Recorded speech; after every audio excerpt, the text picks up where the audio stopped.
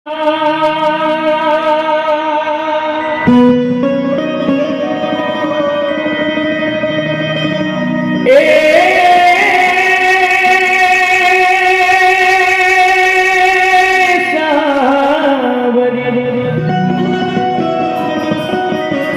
भैया तनी मनी मेहनत का दुकान खेल जाए एक हुआ से ना होता है वो सेटिंग होता खेलेला लबों पर कभी उसकी बददुआ नहीं होती, लबों पर कभी उसकी बददुआ नहीं होती। एक माँ है जो कभी मुझसे खफा नहीं होती। किसी के हिस्से में मकाई तो किसी के हिस्से में दुकाई। मैं सबसे छोटा बालक था मनोज बाबा, इसीलिए सिर्फ मेरे हिस्से में मेरी माँ आई। जय जय। एक बार अपन माई था कि ताली बजा दो। हाँ बाद में मेहरानी से निपटने के बाद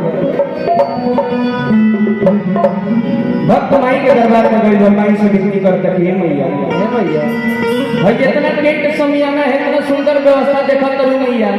हाँ जी बिना तहरा कृपा से एगो प्रभु नजर इतना आदमी सुंदर से तरीका से बैठ के सुना था कि तहरे कृपा बात बात भक्त हमारी से कहता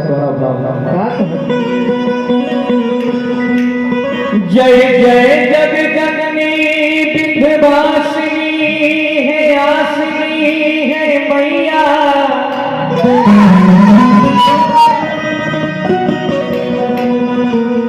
जो भी जमात फिर आंचल है मैया।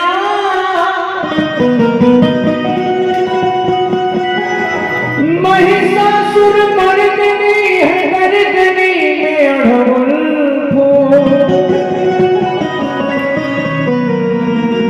लाल लहरदार सोहे आंचल है मैया।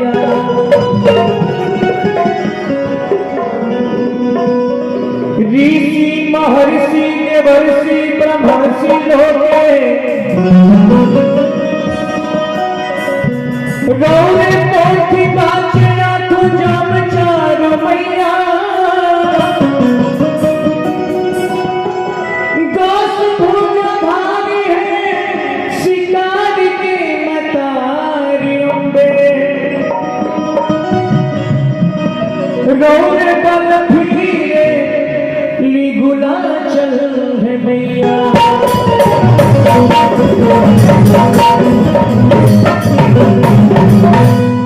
कहना है कि माँ की दुआ कभी खाली नहीं जाती और माँ की दुआ कभी खाली नहीं जाती।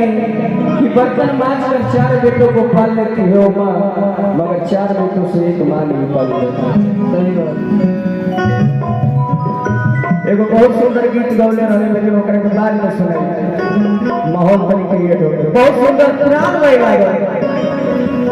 अरे जैसे आमावा के मुजरी से रस चुमेला हो कि रस चुमेला।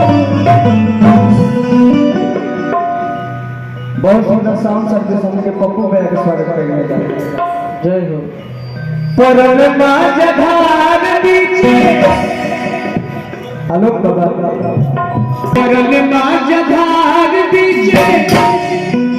अरे मनिया के नैया हो सहैया हो। बहुत बहुत नमस्कार।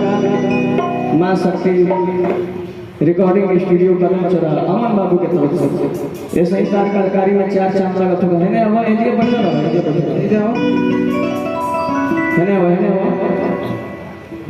इतना छोट बच्चा द्वारा सब देखल करी देखन में छोटा लगे भाव करे गंभीर जैसे हेती की चिपवाना मिलला है सके। हां और ओकरा में कितना गाना भरा जाला इनकरा के सुनाई मिल जाएगा अगला गया।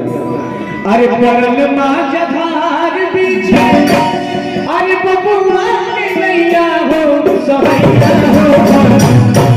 ए माई मैया बीड़ा को जमैया हो सहैया हो सहैया हो सहैया हो।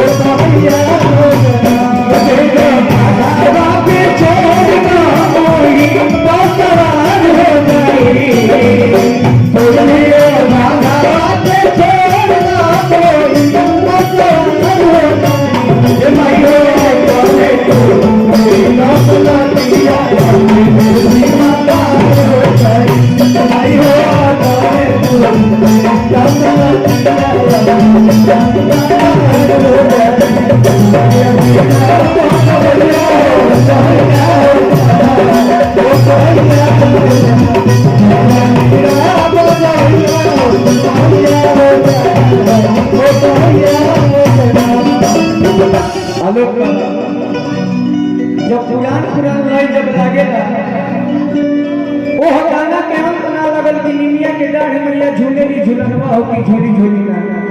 आजकल तो ट्रेंडिंग में चलल बा शिव चर्चा। हाँ अब देखिए शिव चर्चा में नो खर्चा अगर ट्रेंडिंग में चलल शिव चर्चा तो शिव चर्चा में नो खर्चा बा।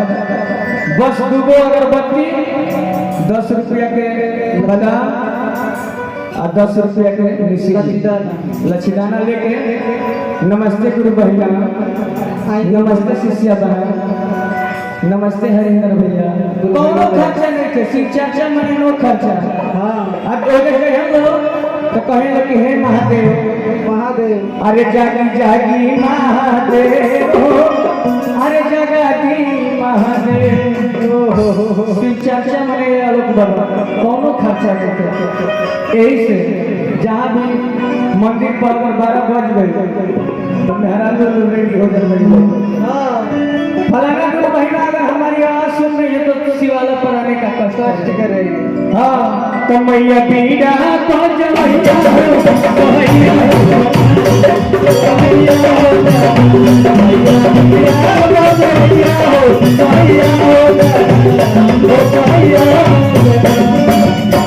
नहीं जानकारी नहीं मनमारी हो,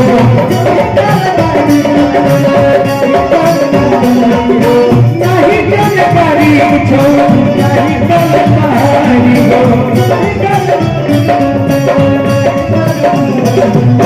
कहरे बाल पूनाते लड़के तैयारी हो, कहरे बाल पूनाते लड़के तैयारी हो।